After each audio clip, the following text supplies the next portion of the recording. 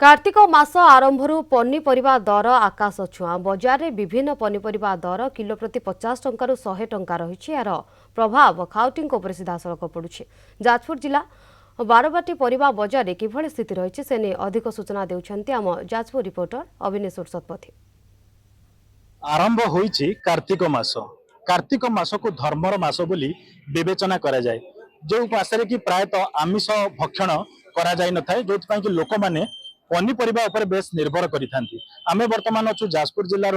प्रमुख परिबा बाजार बारबाटी परिबा बाजार रे जो थारे कि देखिबे जे कार्तिक मास आरंभ ही पनीपरिबा दर उच्चा रही एवं कौन आज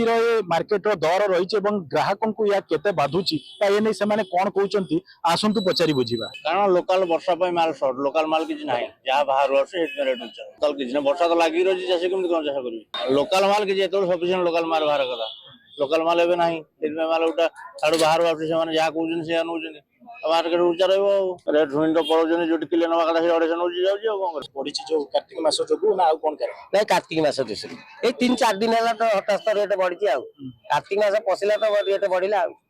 एमिति रेट बढ़िला कि आमे बिकिया कष्ट हो जाउछि। पोटल हम किला पड़छि 57 आमे 60 गला लोक पळउछ पनीपरिया सब पोटल 50-60 टमाटर 30 टका टमाटर ता सबटार के सुविधा झुड़ 40-50 आउ सारू गुरा इगला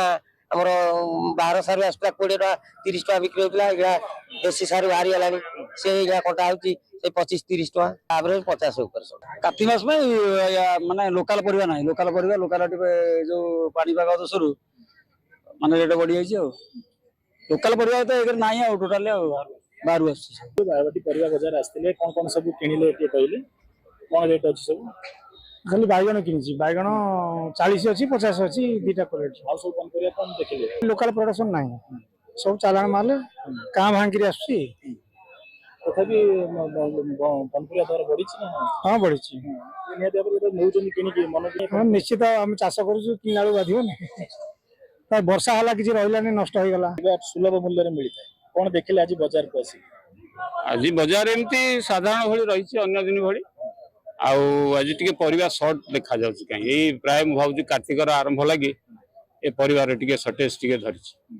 आस्ते आस्ते यहाँ रज टे रेट भी अच्छी परिवार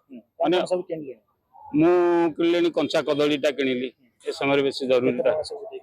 कंचा कदली ठीक स्टैंडर्ड